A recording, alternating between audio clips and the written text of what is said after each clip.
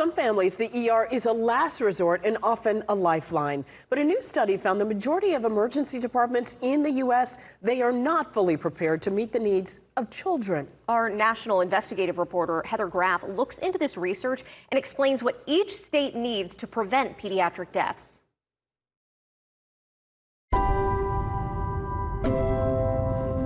My daughter, Rebecca Ava, was born July 13, 2006. When Phyllis Rabinowitz took her baby girl home from the hospital, she had no idea her family's joy would be fleeting. She was not feeding well. She was not breathing well. Symptoms that prompted a panicked trip to the emergency room. But Phyllis says doctors in the ER sent her daughter back home. They thought it was a common cold. And just a few days later, Rebecca was gone. At 9 days old.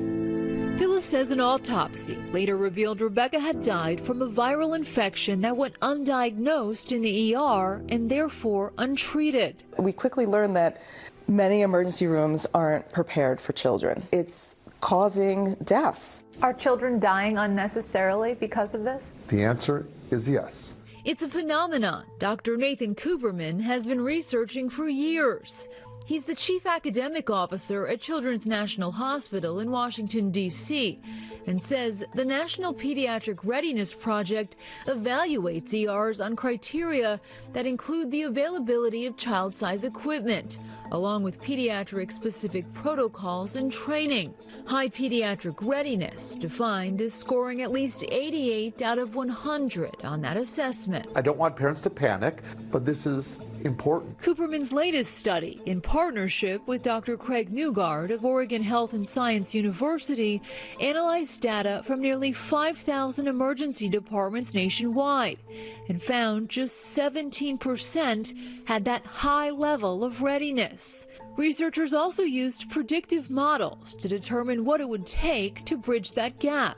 And this map illustrates what Cooperman considers to be eye-opening results. The estimated annual cost to reach universal high pediatric readiness ranges from just $0 to $12 per child, depending on the state, for a total of about $207 million each year to cover every ER in the U.S. It's affordable. Very affordable. To better understand how it's so affordable, he points to this checklist that provides critical but cost-effective ways to improve an ER's pediatric readiness score. One of the most important things is what we call a pediatric emergency care coordinator. That is, having somebody in every emergency department whose job is just to make sure that you have the protocols in place, you have all the equipment necessary. This color-coded pediatric cart, perhaps one of the simplest recommendations. We open a drawer and the specific equipment is there already, and we can just do our job. So as some hospitals work to make improvements on their own, Cooperman hopes policymakers are also compelled to help. This is a roadmap for legislators to say, hey, in your state, you can do this by investing this amount per year. And until then, Phyllis Rabinowitz says she'll keep sharing Rebecca's story. There are children dying each day in emergency rooms. So let's do this. Let's do this now. We can.